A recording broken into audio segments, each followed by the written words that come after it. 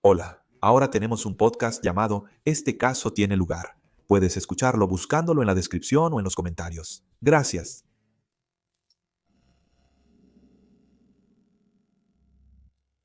Este caso tiene lugar en Estados Unidos en el año... El caso ocurre en Estados Unidos en 2010. Greg Flanagan fue hallado muerto en un hotel cerrado con llave en Texas.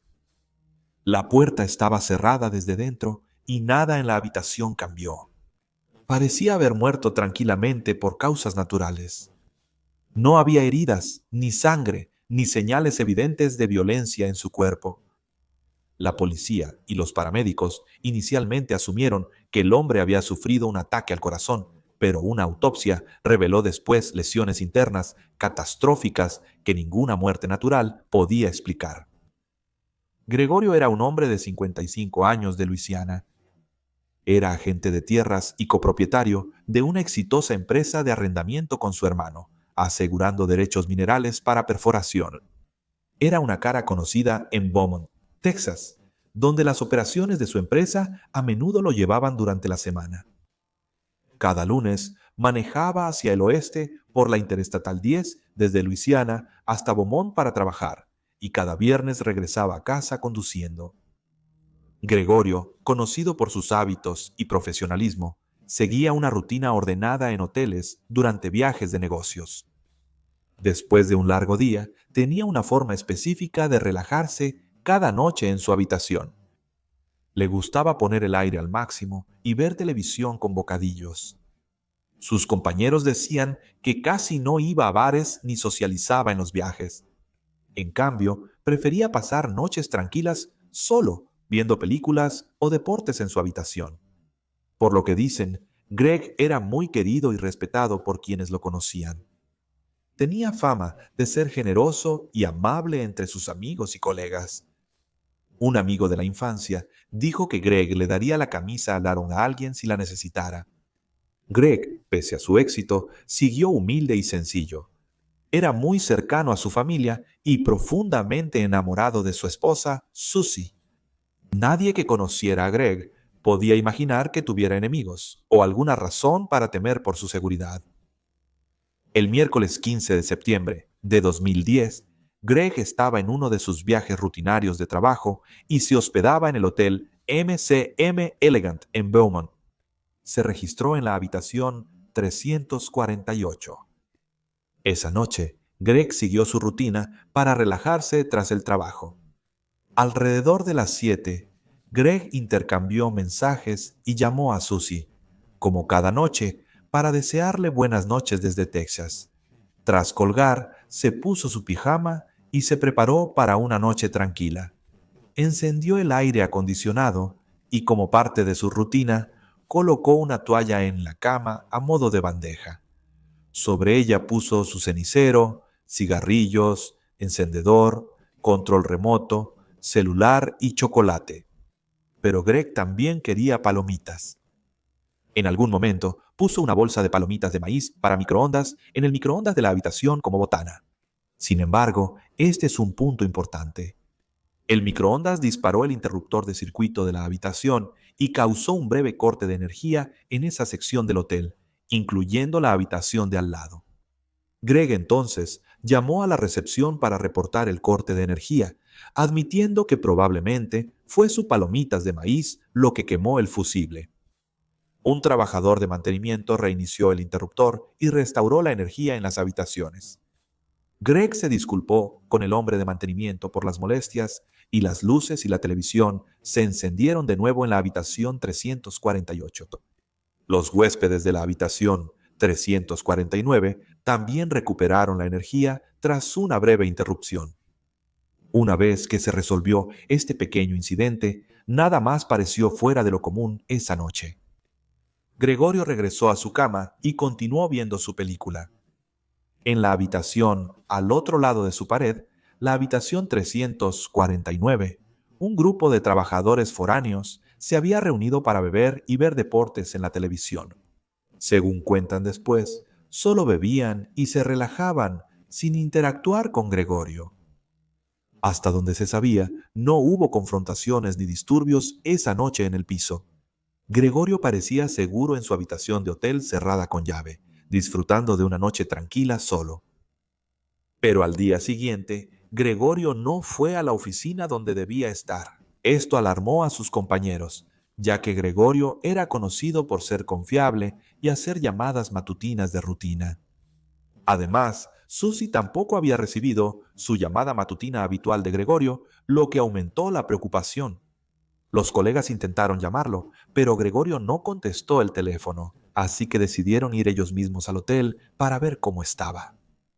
Llegaron a la habitación 348 y tocaron la puerta varias veces, pero no hubo respuesta. Y aquí viene la parte escalofriante. La puerta estaba cerrada por dentro, asegurada con la cadena de seguridad. Preocupados, los compañeros de trabajo pidieron ayuda al personal del hotel. Un gerente entonces usó una llave maestra para abrir la puerta y tuvo que forzar la cadena interior para poder entrar. Fue entonces cuando encontraron a Greg. Cuando finalmente entraron, encontraron el cuerpo sin vida de Greg en el suelo. Estaba boca abajo sobre la alfombra, con su pijama puesto. La habitación estaba sofocante porque el aire acondicionado se había apagado.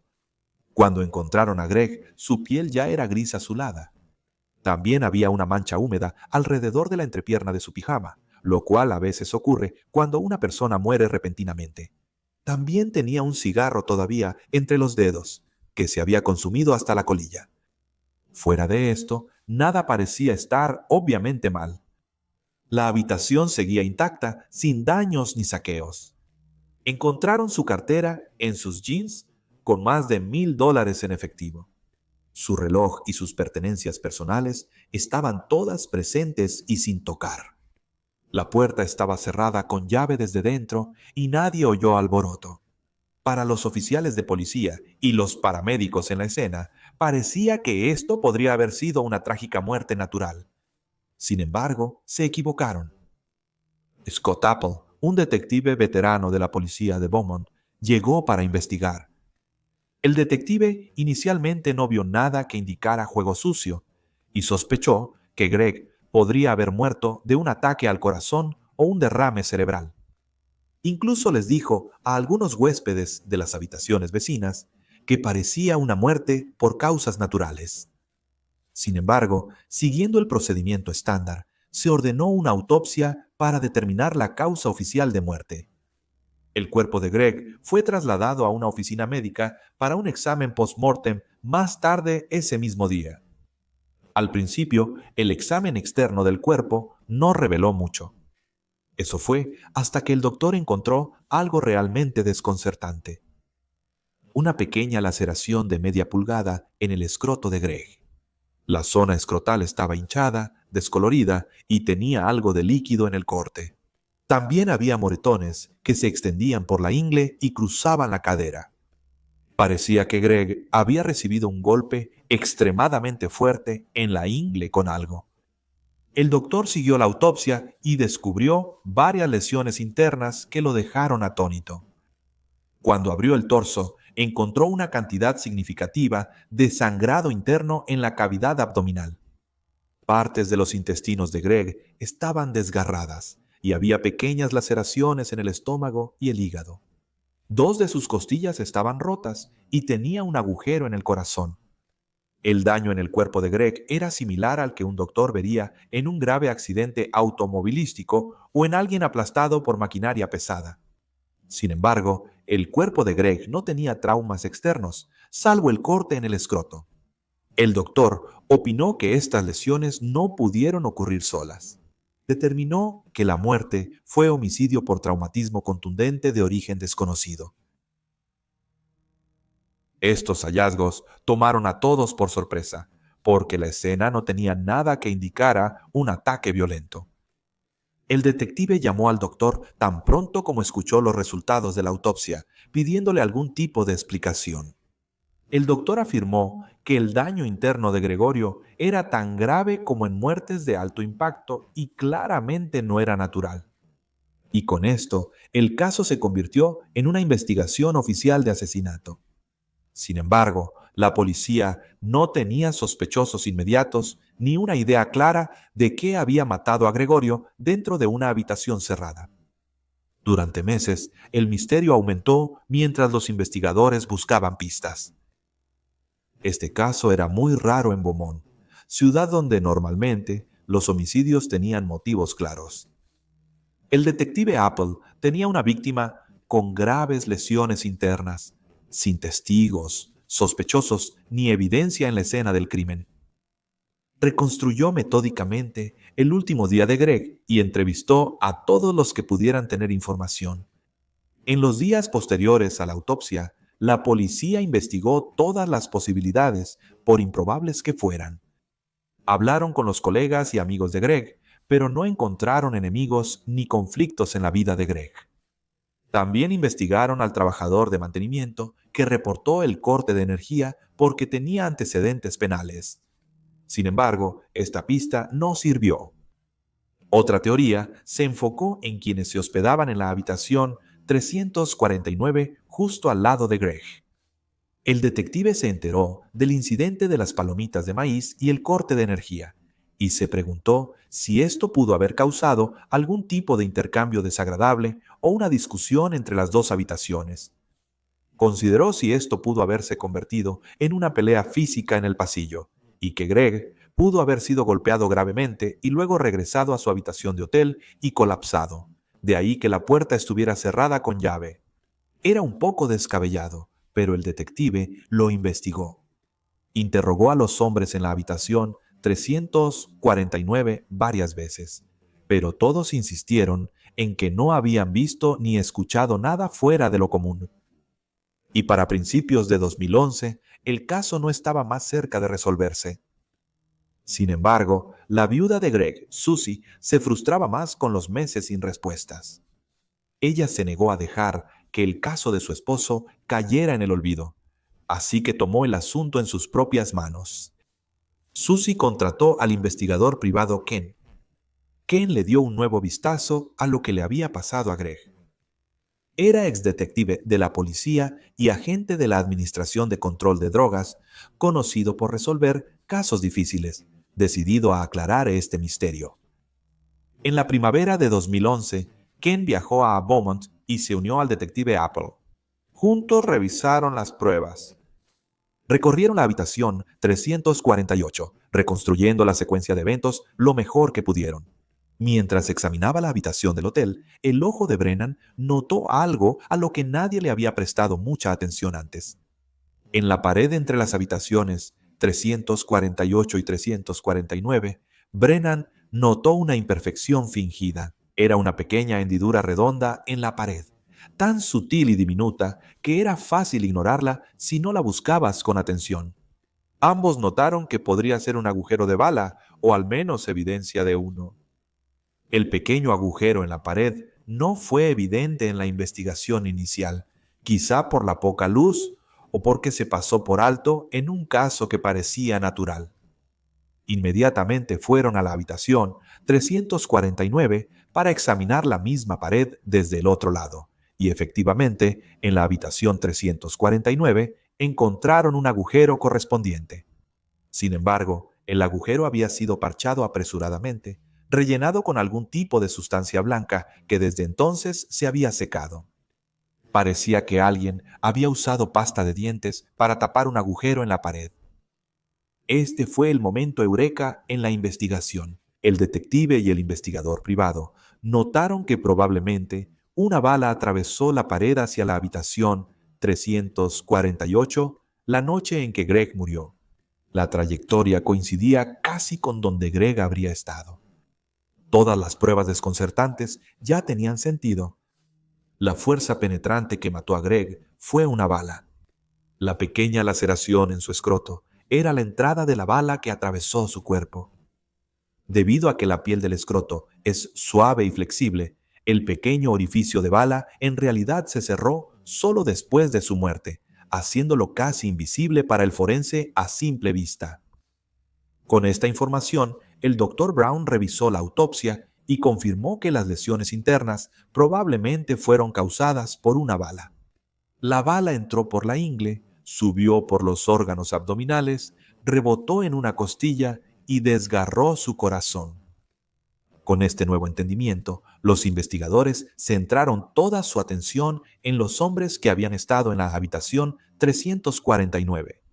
Ahora sabían que probablemente uno de estos hombres le disparó a Greg a través de la pared, tal vez sin verlo. Esa noche, 3 hombres se hospedaron ahí y los entrevistaron formalmente.